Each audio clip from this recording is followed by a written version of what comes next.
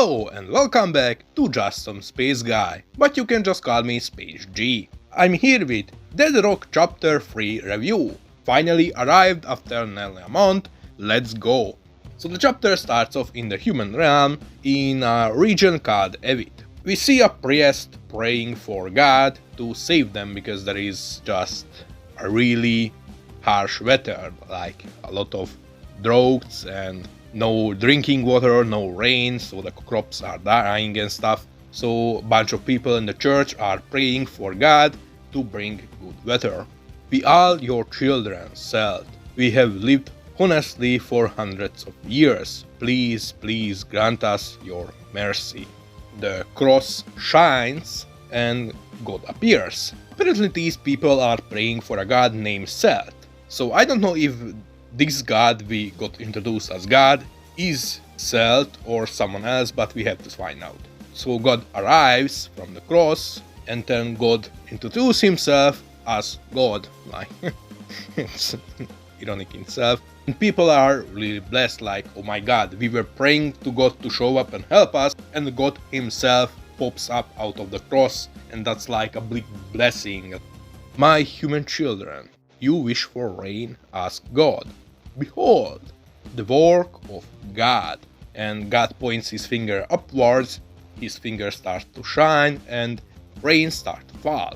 And everyone outside who isn't in the church starts to see that it's raining, and they say it's raining because it's raining. Wouldn't they say it's raining when it's raining, even if you can say, see, it's raining? You know these people on Facebook who always post, oh look, it's raining, everyone can see it's raining, god damn it. And the people are, oh, it's a miracle, rain has come to our village. Ah, what wonderful day, we are saved. Everyone is happy because it haven't been raining for long, and they are pretty much dying from lack of water and stuff. And everyone, oh god, we are the children of Seth, oh god, everyone is worshipping this god named Seth. And then God smiles and said, this is a blessed rain. And then out of nowhere, a giant water pillar, and I'm saying pillar, not like a giant water pillar, but literally a pillar of water appears out of the sky and crushed one of the buildings. And then more and more start to appear, crushing this entire village. And everyone is just confusing, what is this? Giant pillars of water. And you see one guy crushed by one of the water pillars. And after that you see that the entire village is totally destroyed. It's still raining, but nearly no one is alive to see it. And then you see God smiling in his evil way, saying, what a waste of time. Playing with humans isn't even good for killing time. More and more of these giant water pillars are destroying this village. Seth, that was the harvest god, right? Sorry, I killed that one a long time ago.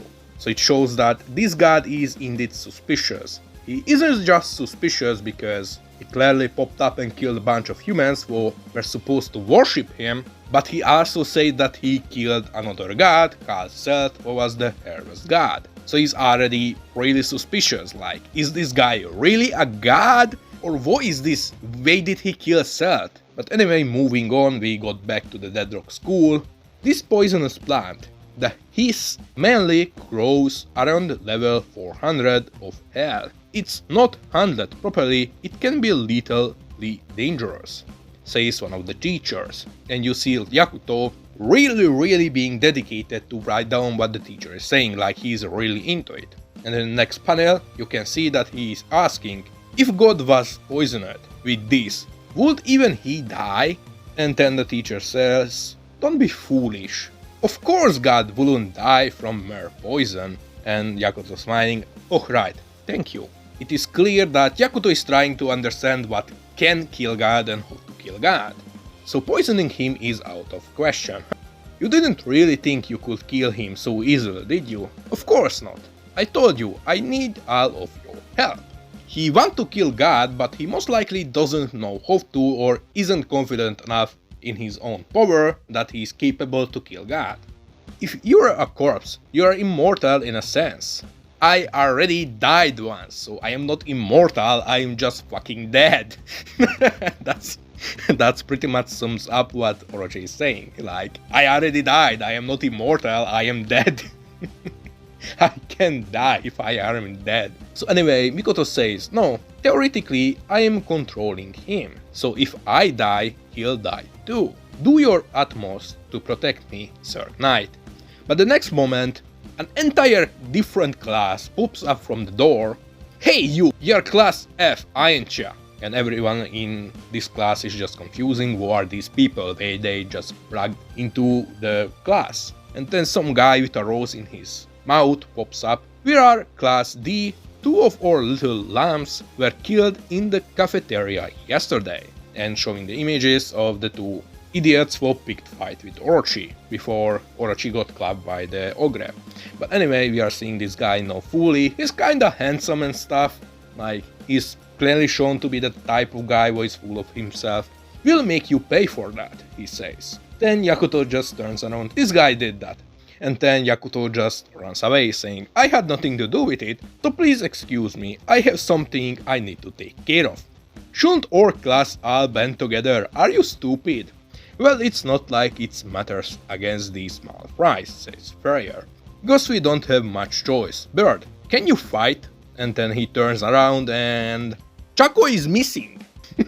Who would guess that Chaco isn't going to fight them and is actually probably pretty weak, if I have to say so. Anyway, he dipped alongside Yakuto, leaving them alone against this class D.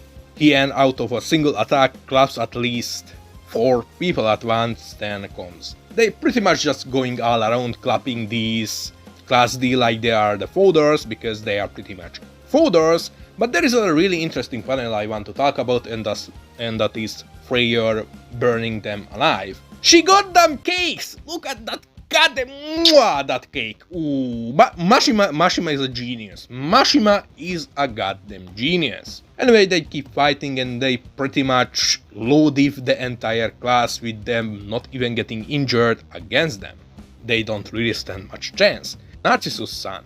Worry not. Apparently the name of that guy who is full of himself with the rose in his mouth is called Narcissus-san, and that is actually a flower. This is a botany classroom, is it not? And my route is trend. I have no idea what is a trend. I am fully honest, I have to Google it. I can control the poisonous plants, and he just increases the size of all the plants in the classroom. And then the entire classroom is filled with this poisonous gas. This is the poisonous gas of that flower what we were talking about at the start of the chapter. Mikoto says, Ryzen, couldn't you suck it all up? And then Orochi says that what everyone who is normal would say, are you crazy? Like, should I suck up an entire classroom full of poisonous gas? Like, are you crazy? And then Mikoto says, it's not like the poison can kill you, and Orochi realizes, oh, that's right, I am already dead, I can die. So he proceeded to suck this entire thing up, making Orochi at least somehow useful, I guess. He's a fodder, but he's doing his best to be useful as a puppet. So he sucks this all up, but then Mikoto reveals, it's going to hurt, so just endure it. You should have said so sooner. Mikoto is straight up evil. The Mikoto has the audacity to say, so who was cruel to my little puppet? And two guys from the class, he and another says, you were. Are you stupid? I already can feel that Orochi is going to be the one who is constantly going to get wrecked for absolutely no reason. He's going to be the joke of the class. He was so full of himself at the start, but now he is just a walking joke. He's going to be constantly he's constantly going to pull the short string and stuff.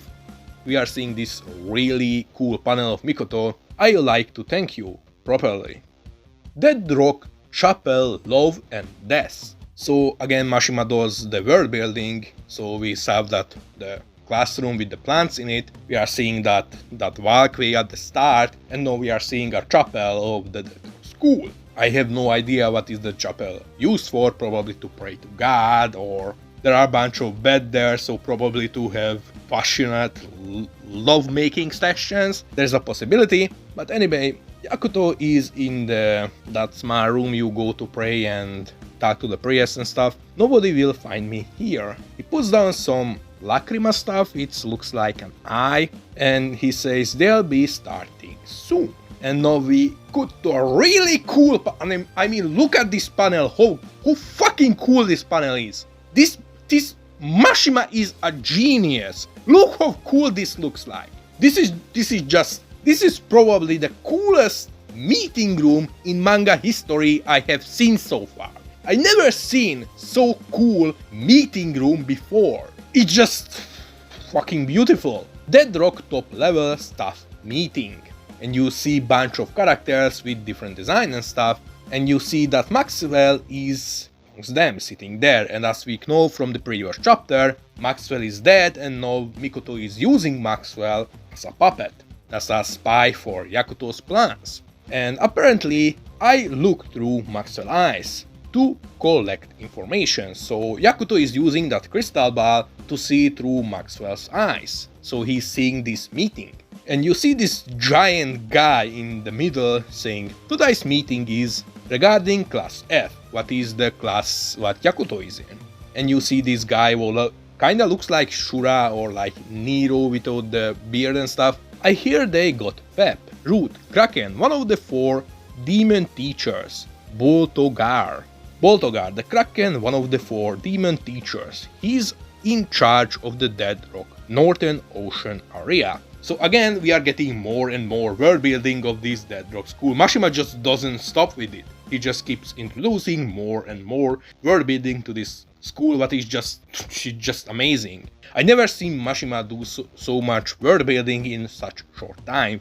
And now we are seeing a really cool design. These designs from Mashima is incredibly unique. Like, Mashima is really good with character designs and stuff, but this one doesn't even look like if Mashima would have drawn it. The only thing what this looks like from Mashima is the face shape. And there are plenty of cuties too, says Ruth Sakabas, one of the 4 demon teachers, Lilith, so this is the second of the 4 demon teachers. Lilith Sensei, the Sakabas, she is in charge of the chapel where I am now. So, you remember when I said that they might use the chapel to, you know what, make passionate love to each other and stuff? I might have been correct. There are lots of beds and hearts all around, and I think that's exactly what this place is actually used for. Anyway, continuing. Goddamn Mashima, you are a genius. They killed 12 students on their first day here, and the ogre head chief as well. And then you see another guy who is also pretty unique in design wise. Mashima is making some really great designs in Eadrock. And this guy has some horns and stuff, and yes, that's marvelous. Yes, I can't wait to have a fairly duel. This guy is probably going to be that archetype of flamboyant, or how you say it, like Rengoku and stuff, where he's just constantly yelling what is on his heart and stuff. Root Mephisto, one of the 4 demon teachers, so he's the 3rd member. Lauzen. Mashima makes some great names this time with his characters. Lauzen Sensei, he probably the best fighter out of all the teachers. He's in charge of that arena. So again, more world building for the school. I just absolutely love this chapter. Lauzen Sensei, you killed countless students under the pretext of dueling. I like you to go easy on them this year. He has a really weird head, but at the same time he looks really cool. Root Giant, one of the 4 demon teachers. Vice Principal Bren. I might make a fan art of this character in a Clash Royale giant costume. That's going to be so funny. You'll need to do something about these 4 teachers first.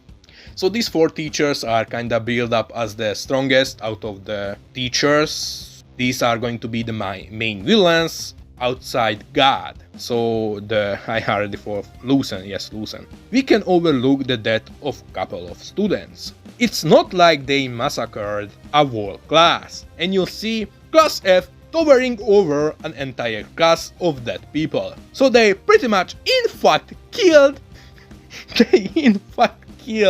a whole class at their second day. This manga is awesome. It's not like they killed an entire class or something. This manga is so awesome, I absolutely love eadrock so far. So we are in the class now and look like you're out of soldiers. You still wanna do this. And you see the Narcissus guy on the ground freaking out. So many corpses.